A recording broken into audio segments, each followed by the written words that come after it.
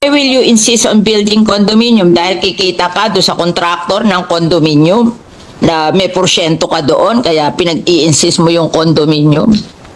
So dito na nga mga kabayan, no, sabay-sabay po natin pakinggan ito pagkasupalpal ni Congressman Cynthia Villar kay Senador Risa Hontiveros na kung bakit kasi na pinagpilit ang pagpapatayo ng condominium para daw sa mga mahirap.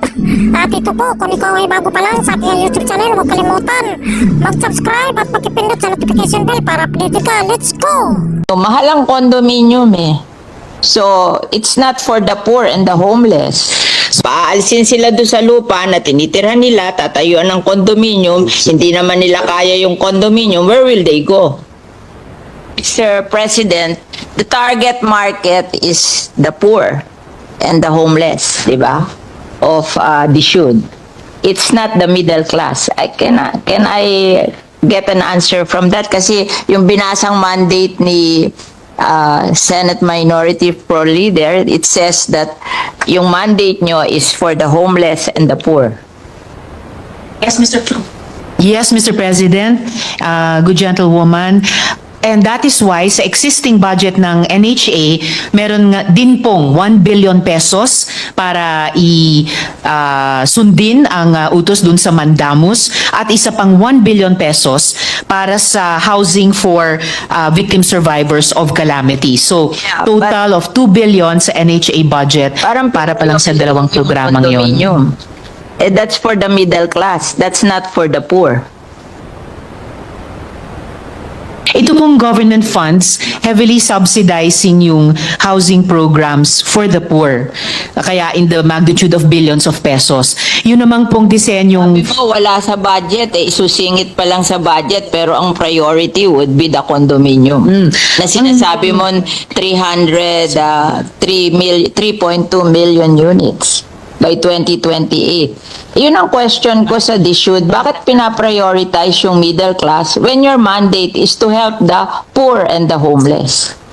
Yung pong binanggit ko, Mr. President, na mga ipopropose pa lamang ng DSUD, na public rental housing at saka yung dalawa pa, bukod po doon, yung existing na pinagkakagastosan ng gaan ng NHA. So why are you prioritizing the 3.2 million condominium for the middle class when your mandate is to help the poor and the homeless? Dapat yun ang first priority. In fact, that is our problem in Las Piñas. That yung inyong condominium na pinopropose, it's not for the poor and the homeless. It's for the middle class. So why are we providing houses for the middle class? They can buy from others because they can afford it. Our priority should be the poor and the homeless. Kasi sa amin, sa Las Piñas, maraming poor and homeless na informal settler. That should be the priority, how to give them houses. Before kasi, yung aming CNP program, we're just giving land to the poor and the homeless. And they will try to save money to build their homes, better homes in the future. And ang amortization lang noon, 500 pesos a month. So they can afford it. The poor and the homeless, they can afford it. Even the tricycle driver and mga nagtitinda sa palengke. But now, they are prioritizing condominium. Ang condominium, ang mahal. It's for the middle class. It's not for the poor. Tapos paaalisin nila doon sa lupa yung poor, lalagyan nila ng condominium. Saan nila dadalhin yung poor?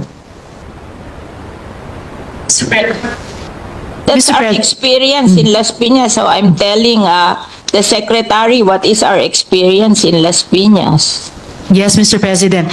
Nakikinig mabuti ang Secretary sa inputs ng ating mga colleagues sa bawat locality natin kasi lahat yan pag pinagsama-sama really give us the national situation sa housing na sinusubukang tugunan ng department. I think what the department is trying to do, Mr. President, good gentlewoman, ay sabay na trabahuin ito with government funds, prioritizing housing for the poor. Nakatira doon sa lupa na tatayuan nila ng condominium. Saan dadalhin yung mahihirap na cannot afford the condominium? Mr. President, kahit sa condominium, sinasabi nga po ng DSUD na pati ang condominium ay for the poor as long as may interest subsidy. So sinusubukan po ng department mag-innovate sa mga 4,000 a programa. month. Hindi daw po, Mr. President, but I'll get the updated figure on that. Ang pinopromote nila, 4,000 a month. Mr. President, what I'm hearing here is it is 2,600 a month, so not 4,000 pesos. Can afford 2,600 a month when they're earning only below 500 a day. Kasi ang kino-question ko is yung model na condominium. Mahal ang condominium eh. So, it's not for the poor and the homeless. So, Mr. President, sa ini-evolve na programang 4PH ng department, bukod pa po dun sa pinag-uusapan natin kaninang government subsidy, may nauna ng proposal na interest subsidy para dun po sa mga mahihirap na mag-elect tumira dun sa mga condominium na yon or mga medium rise na iyon.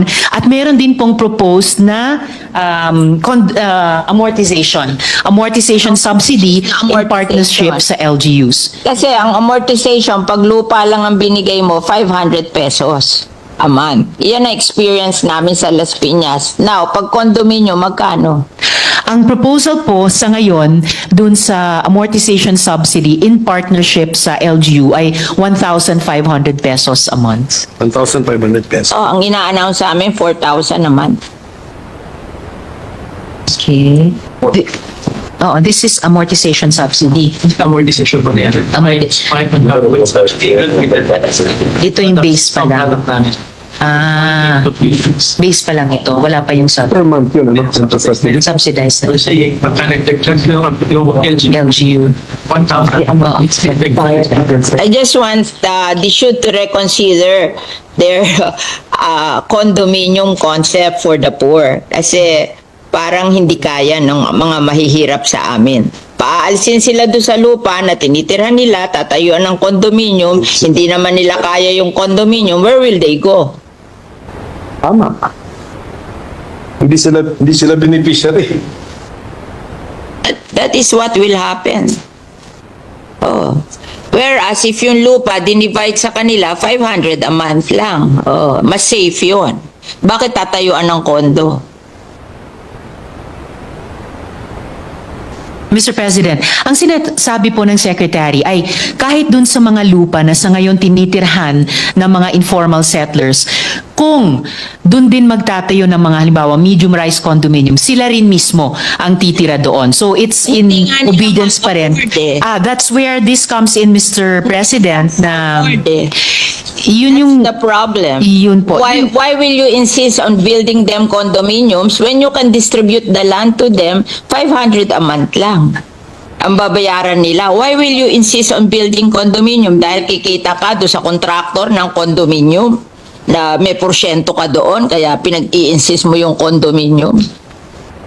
O eh Actually- bakit nyo ini-insist ang condominium? Payag naman yung mahihirap na i-distribute na lang yung land sa kanila and that's 500 a month. Mr. President, kung naalala po ng good gentlewoman last year, sinimulan na nating i-advocate dito sa floor na to at nagbukas ang DSUD doon na yung dinedevelop nila noong 4PH program, wala pa po yung usapin ng government guarantee, ay maging bukas na i-implement in tandem sa mga proven na programa na sinusuportahan natin tulad ng CMP. Promoting that and I don't think that's practical. That That's is- why I'm questioning you para mag-isip kayo uli kung tama yung ginagawa nyo kasi nakalagay sa mandate nyo to help the poor and the homeless. Yes. But the poor and the homeless cannot afford the condominium. Why not distribute the land under the community mortgage program na 500 a month lang ang ano nila? But ayaw nyo nun. Katulad namin, nitong inyong NHA, ay some of the people na homeless sa amin along the River Drive na hindi naman pwedeng ibigay sa kanila yung easement ng ilog. They are being relocated to Naik. Ang ano doon, no down payment, 700 ang hulog, townhouse. O, mas better pa yon kesa magtayo ka ng condominium sa Las Piñas tapos hindi naman ma-afford ng mga tao. Saan mo dadalhin yung mga tao?